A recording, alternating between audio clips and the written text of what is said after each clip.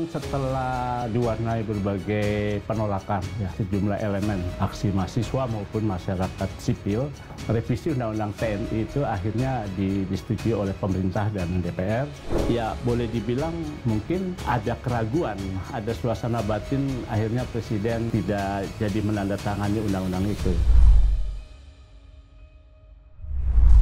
Hai sahabat Kompas TV, selamat datang kembali di Istana dan Presiden bareng aku Friska Clarissa dan Mas Suhartono, wartawan senior Istana Kepresidenan. Halo. Nah, apa kabar Mas Har? Baik. Senang sekali ketemu kita ya setiap ketemu pekan. lagi ya.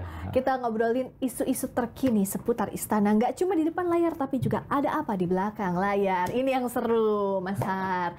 Nah, kalau kali ini kita akan bahas soal bagaimana Istana Kepresidenan pasca revisi Undang-Undang TNI. Nah, tapi pun Presiden tidak menandatangani 30 hari, undang-undang ini otomatis akan berlaku atau diundangkan. Nah, kita bahas dulu soal revisi Undang-Undang TNI ini kan di awal banyak memantik pro dan kontra dari berbagai pihak.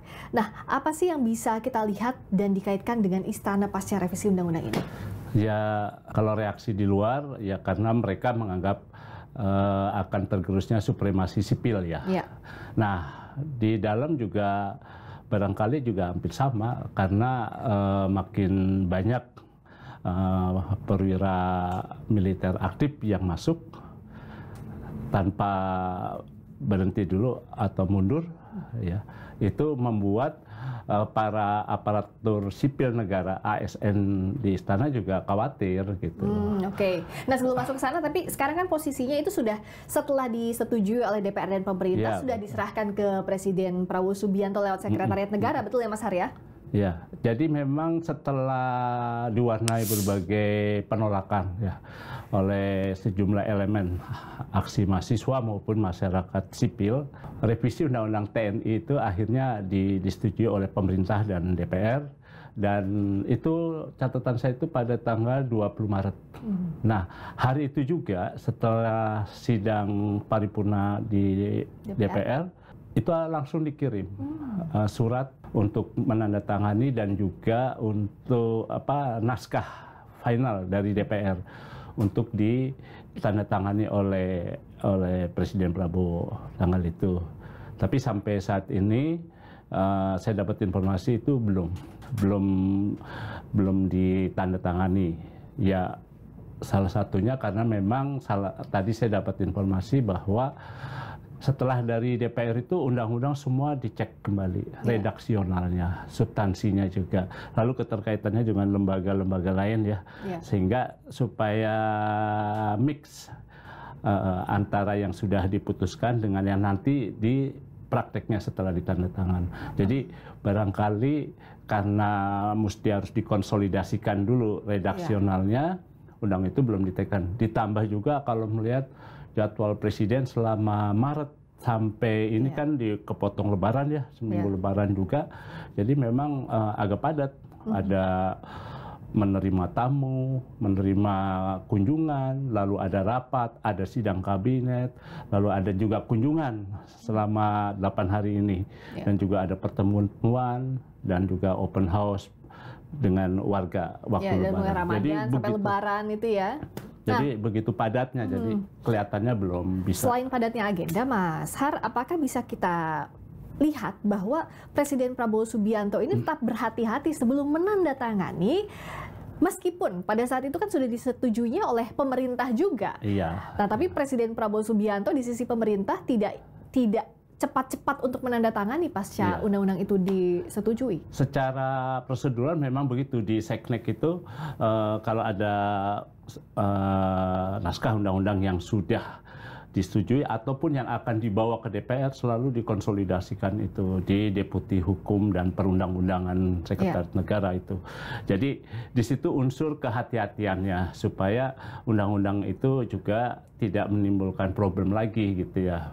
Tapi kalau menurut saya sih 3 keputusan dari revisi Undang-Undang TNI yang nomor 34 tahun 2004 itu kan ada satu adalah penetapan operasi militer selain perang. Terus kedua adalah penambahan jabatan TNI untuk di lingkup sipil ya. Terus dan yang ketiga penambahan usia baik perwira maupun tamtama dan bintara. 3 poin itu. Jadi mungkin itu yang harus dicek ya. Karena kan memang undang-undang itu kan ketika prosesnya menimbulkan itu ya kontroversial ya, gejolak. Jadi pasti Presiden juga akan tetap menerapkan kehati-hatian ya supaya undang-undang itu bisa diterima. Meskipun belum tentu juga nanti karena pasti akan ada yang menolak. Buktinya meskipun sudah dibawa ke Seknek muncul aksi mendirikan tenda kan di gedung DPR itu. Itu mereka menolak tapi secara halus, secara damai dengan mendirikan tenda di depan DPR yang akhirnya kemudian mereka digusur juga oleh Kamtibnya Jakarta. Dan muncul keramaian lagi di viral kan itu di media sosial yang kemudian terus ditegur juga oleh Gubernur DKI Mas Pram. Mengapa mesti sampai menimbulkan keriuhan lagi gitu ya. Cara itu akhirnya kan kepala Kamtib, istilahnya Kamtib ya, atau apa sih? Keamanan ya, pengamanan itu. Ya kan, mereka akhirnya minta maaf kan kepala Kamtibnya di Jakarta itu. Iya, karena ya bagaimanapun juga saat ada undang-undang disahkan kita banyak undang-undang yang menimbulkan pro kontra, misalnya waktu itu Cipta Kerja dan sebagainya, hak publik juga untuk menyuarakan pro atau tidak terhadap satu aturan hukum, begitu ya Mas Har ya? Dan ini ada pengalaman juga waktu, ingat kan ya Mbak Priska, waktu akhir 2019 itu kan juga muncul penolakan massa ya. Mahasiswa, kelompok sipil dan aktivis dan pemerhati anti korupsi itu karena KPK. Akan direvisi undang-undang KPK kan. Itu kan heboh banget ya di DPR ya. Setidaknya kalau yang kemarin itu revisi undang-undang KPK lalu undang-undang Cipta Kerja juga begitu ya Mas Har. Dan akhirnya kan Pak Jokowi ya undang-undang revisi undang-undang KPK yang nomor 30 tahun 2002 yang direvisi kedua kalinya dengan Undang-Undang nomor 19 tahun 2019 kan Pak Jokowi tidak menandatangani itu, tapi undang-undang itu tetap berlaku. Waktu itu saya cek ya di lembar belakang Undang-Undang revisi Undang-Undang KPK itu Pak Jokowi maupun Menteri Hukum tidak menandatangani, hanya di situ tertulis mengutip pasal 20 ayat 5 Undang-Undang Dasar 1945. Jadi berdasarkan pasal 20 ayat 5 Undang-Undang Dasar 1945, undang-undang ini sudah sah. Jadi tanpa harus ada tanda tangan Presiden maupun Menteri Hukum, undang-undang itu dinyatakan sah. Ya karena memang otomatis 30 hari setelah itu kan itu berlaku. Dan itu waktu itu menjadi Undang-Undang nomor 19 tahun 2019. Dan yang tanda tangan itu hanya Deputi Hukum dan Perundang-undang Seknek. Saya ingat tuh Ibu Silvana Jaman ya yang menandatangani itu. Jadi artinya bisa jadi pula kalau sampai sekarang, sampai nanti batasnya 30 hari Presiden Prabowo tidak menandatangani revisi Undang-Undang TNI, ada pola atau suasana kebatinan yang serupa? Kalau melihat semangat beliau sejak dilantik, kelihatannya tidak. Presiden Prabowo pasti akan menandatangani undang-undang TNI itu. Ya, apalagi waktu pertemuan dengan Pemret juga mengatakan bahwa prosesnya sudah panjang kok. Di situ ada, kita bisa membaca ada keberpihakan Presiden Prabowo bahwa setuju dengan revisi undang-undang ini ya Mas Har. Karena memang kan kalau undang-undang itu berlaku ya, apalagi ditandatangan Presiden, artinya ada pengesahan dari Presiden bahwa undang-undang itu berlaku dan wajib diundangkan. Karena kalau tidak, ya boleh dibilang mungkin ada keraguan yang Mbak Priska bilang ada suasana batin, akhirnya Presiden tidak jadi menandatangani undang-undang itu. Jadi menurut saya Presiden Prabowo pasti akan menandatangani itu. Ini kan beliau pulang besok. Tanggal 16. Sudah mendarat Selasa ini. Oh, langsung ya. Langsung jadi dalam waktu mungkin kita harapkan minggu ini harus sudah tanda tangan ya, karena batas waktunya kan kalau 20 Maret berarti harus ditambah sekitar 30 hari kerja ya. 30 hari kerja berarti ya akhir bulan ini harus sudah ditandatangani. Iya, dan artinya juga pemerintah dalam hal ini Presiden Prabowo Subianto sebelum menandatangani diperiksa betul tadi ya, tidak hanya redaksional tapi juga substansinya. Dan kalau Mas Har lihat dari presiden ke presiden menghadapi aturan hukum yang ada pro dan kontranya, ini bagaimana kita membandingkannya dengan Pak Jokowi misalnya atau presiden-presiden terdahulu? Iya,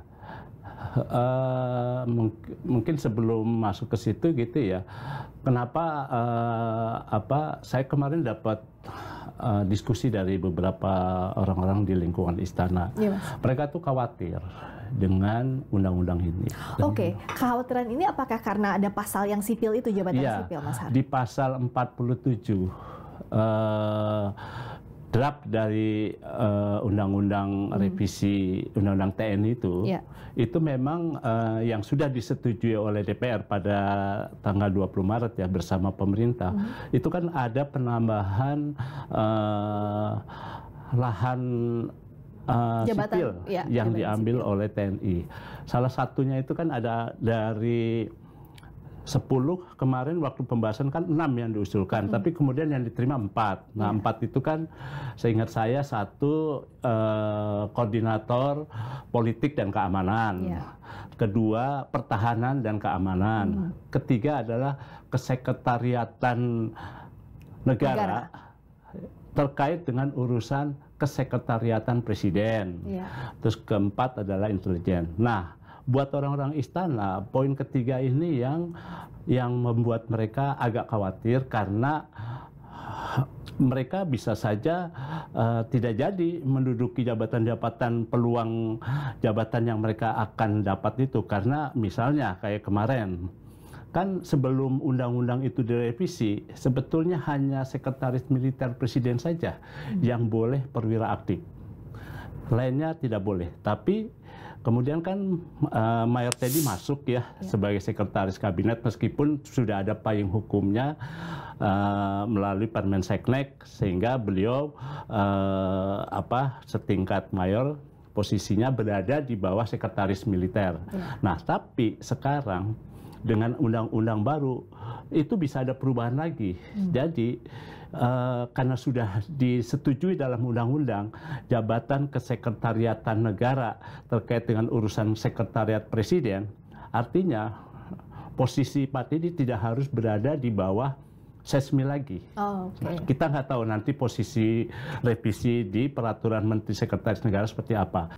Lalu biro umum dulu kan dijabat oleh sipil, sekarang dijabat oleh militer, yaitu Brigjen Mulyadi.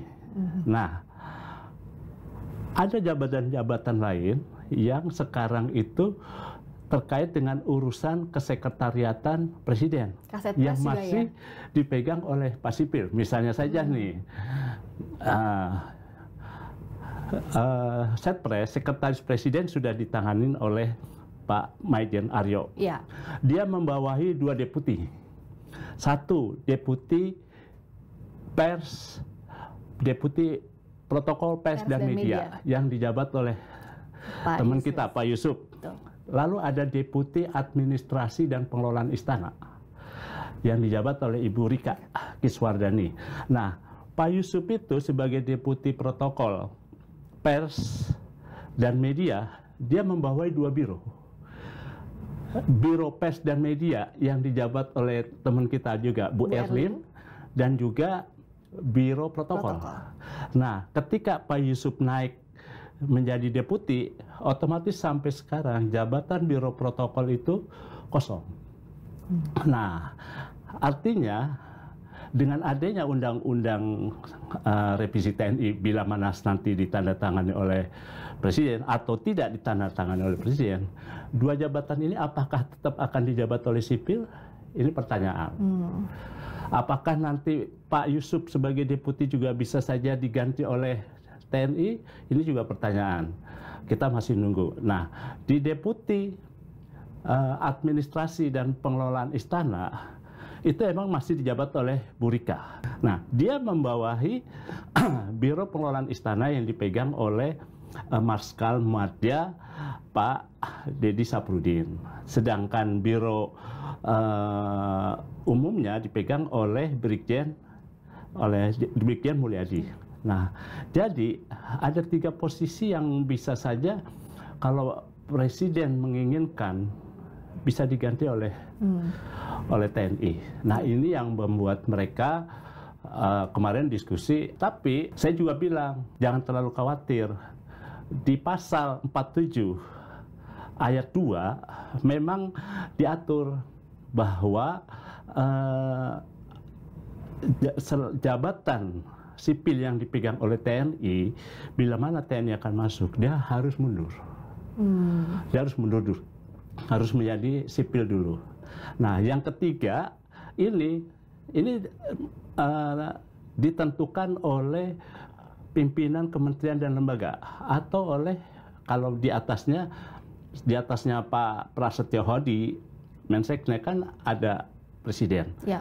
Bila mana Pak Prasetyo memang menginginkan jabatan deputi tetap dijabat oleh Pak Yusuf, lanjut tuh Pak Yusuf. Tapi kalau dia bilang ganti militer, gantilah dia. Yeah. Begitu juga 2 jabatan Biro Protokol dan Biro Pes, Bu Erlin maupun yang masih kosong, itu bisa saja dijabat oleh TNI.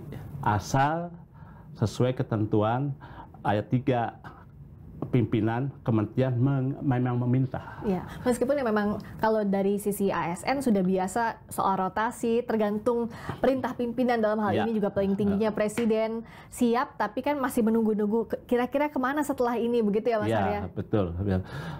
Penempatan mereka juga memang kalau saya kan mengikuti ya dari zamannya Bu Mega itu orang-orang yang masih dari bawah terus naik ya. Misalnya Kepala Biro Pengelolaan Istana. Dulu kan dijabat oleh Ibu Uti. Entah bagaimana Bu Uti diturunkan menjadi Kepala Istana Cipanas. Gitu. Sedangkan Kepala Biro Umum yang dulu dijabat oleh Pak Eri, dia diganti, dia dipindah ke Bali sebagai Kepala Istana Bali. Jadi jauh.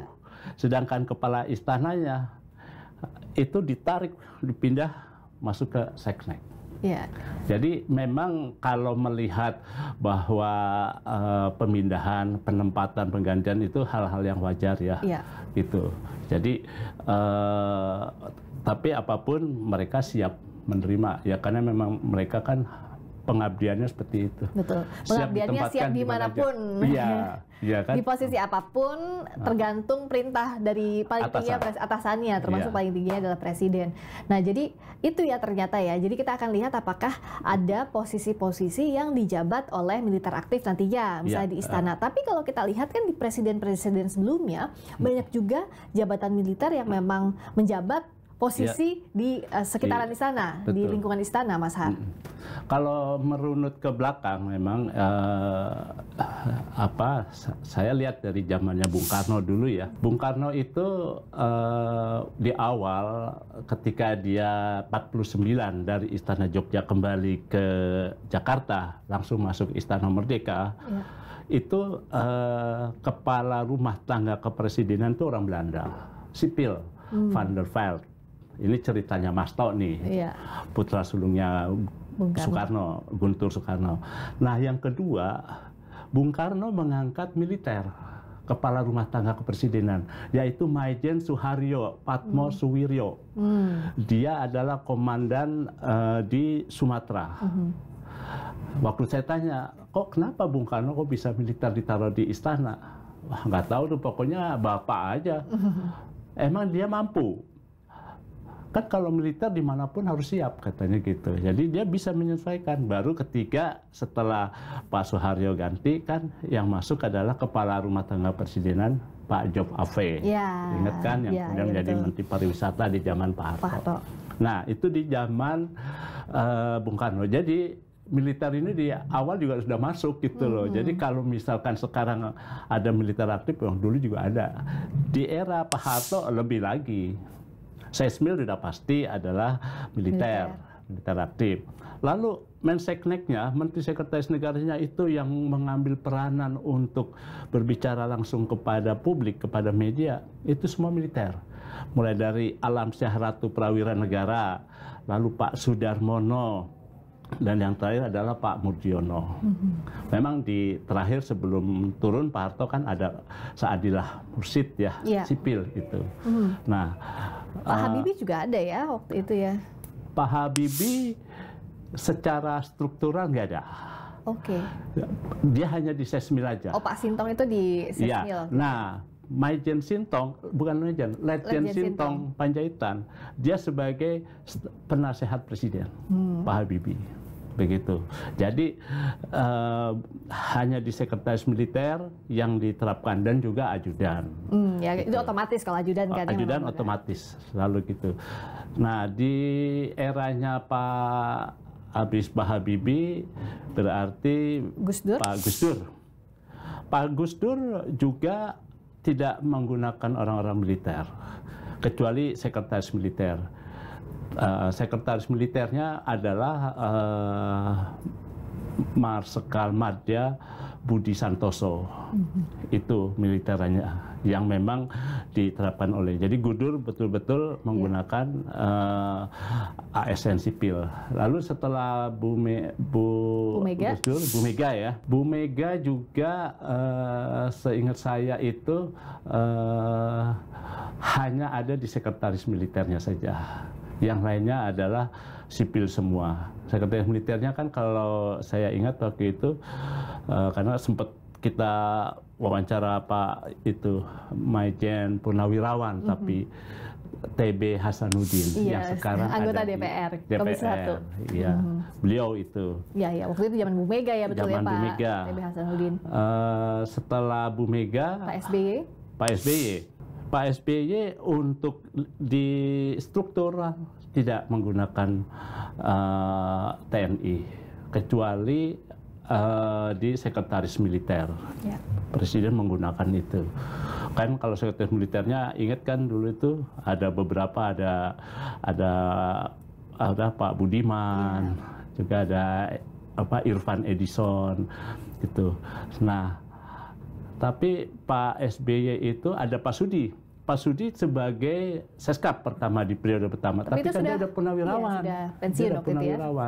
Nah, yang perwira aktif oleh Pak SBY pakai itu adalah di staf khusus presiden. Ada juga di kaset presnya Pak SBY, Pak Nana. Itu juga militer, tapi sudah purnawirawan. Dia juga ada di Biro Pes Media. Ya, betul. Ingat kan Pak Nahrawi. Pak Nahrawi dulu ya waktu itu. Pak Nahrawi, terus Pak Albiner. Iya, Pak Albiner bahkan sampai transisi ke Pak Jokowi. Gitu. Nah, itu juga udah purnawirawan. Gitu. Yang aktif dulu justru adalah perwira menengah di zaman Pak SBY sebagai staf khusus. Kita ingat ada Kolonel Yani Basuki, ada Pak Kurdi, Kurdi Mustafa. Terus ada Pak Sardan Marbun. Terus ada Pak Jali, siapa yang kemudian menjadi kepala BIN itu ya? Ya. Itu jadi memang kalau merunut ke belakang, para presiden kita itu memang sudah ada yang menggunakan perwira-perwira militer untuk membantunya dalam bekerja di lingkaran dalam istana. Karena dianggap ya bisa ditempatkan dimanapun itu ya Mas Har ya. Termasuk Pak Jokowi juga ya, kita lihat ada kalau yang purnawirawan ada Pak Luhut, ada juga Pak Muldoko ya. Pak Luhut. Kalau di Pak Jokowi, perwira aktifnya hanya di ajudan. Ajudan juga ada asisten. Ya, yang asisten Pak Teddy dulu. Awalnya Mas Teddy dulu kan? Dulu kan juga jadi asisten ajudan kan. Sama Mas Syarif ya berdua. Itu dan dengan Pak Syarif yang dari Polri itu yang sampai sekarang masih dibawa oleh Pak Jokowi. Nah, di sesmilnya oke, militer, tapi yang lainnya tidak pakai, kecuali di kantor staf presiden. Kantor staf presiden yang pertama diangkat kan Pak Luhut. Habis Pak Luhut diganti Pak Teten, tapi Pak Teten diganti lagi yang terakhir sampai selesai adalah Pak Muldoko. Nah, di One Team Press, Dewan Pertimbangan Presiden itu dari 95 memang militer, tapi purnawirawan. Pak Wiranto, Sidarto, lalu ada Subagio HS, ada Yusuf Kertanegara, terus ada Pak Agung Gumelar gitu. Tapi mereka dalam status purnawirawan. Iya, dan yang kita lihat nanti bagaimana setelah revisi Undang-Undang TNI ini ditandatangani atau tidak ditandatangani oleh Presiden dan sudah berlaku diundangkan, perubahan atau struktur yang di istana ini bisa kita lihat apakah ada militer aktif di sana atau purnawirawan masuk lagi begitu ya, dan proporsi dengan jabatan sipilnya seperti apa, inilah yang masih kita akan lihat ya Mas Har ya. Iya, betul. Harapannya kita sih memang meskipun sudah ada dasar hukumnya dari pasal 47 dari Undang-Undang TNI yang baru nanti ditekan oleh Pak Prabowo, tapi posisi-posisi itu tetaplah. Jadi apakah misalnya banyak juga yang berharap balance begitu ya, yang jabatan sipil maupun militer pun nanti revisi Undang-Undang TNI sudah karena kan berlaku? Memang banyak orang-orang ASN-nya itu memang berintis dari bawah dan mereka karir begitu ya memang ya. Iya, karirnya bagus dan mereka rata-rata memang mereka kan di sana melayani presiden. Siapapun presiden yang masuk keluar masuk dia harus melayani. Dia tidak pernah berpihak kepada presiden ini gitu ya, si presiden A, B, C, enggak. Dia tugasnya memang melayani. Profesional mereka sebetulnya. Jadi ya harapan kita itu, tapi ya semuanya tergantung pada presiden.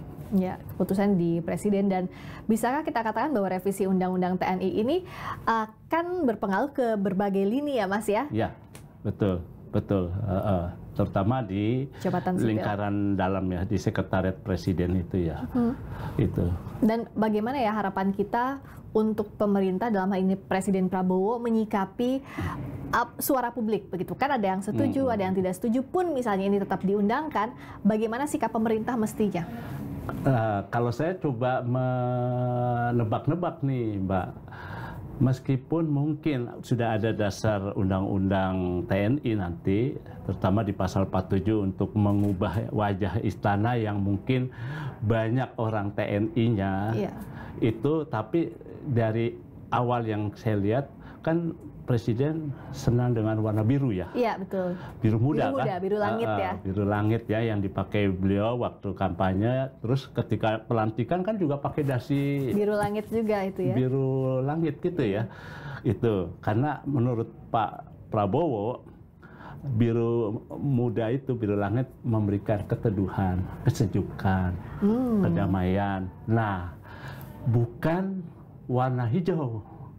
Hijau kita tahu kan warna militer.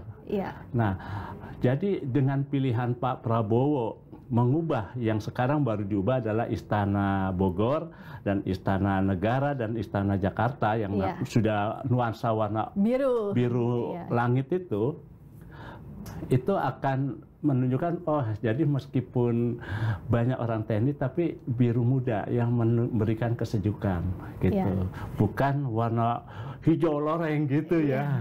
Tapi biru muda yang membuat kesejukan. Jadi istana diharapkan bisa menelurkan, menghasilkan kebijakan-kebijakan yang buat rakyat menyejukkan. Wih, masuk tuh. Jadi semoga biru muda, biru langit. Iya, pas yang banget. Yang pakai itu juga biru. Oh iya, bener juga ya. Jadi membawa pesan kedamaian, keteduhan untuk semua pihak. Termasuk salah satunya kita bahas ini soal revisi Undang-Undang TNI.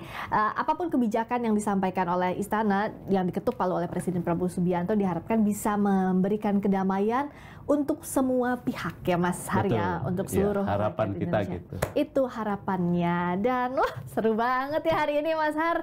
Kita akan pantau lagi apa saja isu-isu terkini di Istana dan Presiden. Mas Suhartono, terima kasih banyak. Sama-sama, di Istana Presiden kali ini. Kita ketemu lagi pekan depan. Jangan kemana-mana, tetap saksikan YouTube Kompas TV, like, share, subscribe, pokoknya sebarkan konten-konten kita di media sosial dan terus nonton ya biar semakin banyak lagi episode Istana dan Presiden. Saya Friska Clarissa, sampai ketemu lagi.